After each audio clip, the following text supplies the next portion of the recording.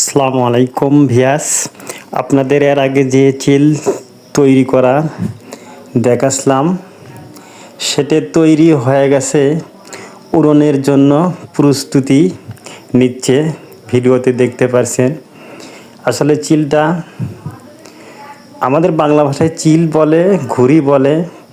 দেখতে অনেক সুন্দর, অনেক লম্বা, একেবারে কুমিরের মতো কাল্লাটা। এই যে ছোটো বাচ্চারা টেনে নিয়ে যাচ্ছে, দেখতে পাচ্ছেন ভিডিওতে। এটা সিলটা এখন পুড়িয়ে দেওয়া হবে, কিছুক্ষণের মধ্যে দেখতে পারবেন।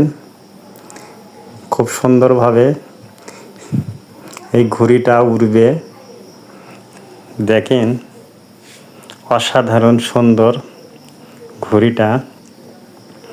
আকাশে উড়বে, অনেক মোটা দড়ি এত লাগানো হয়েছে।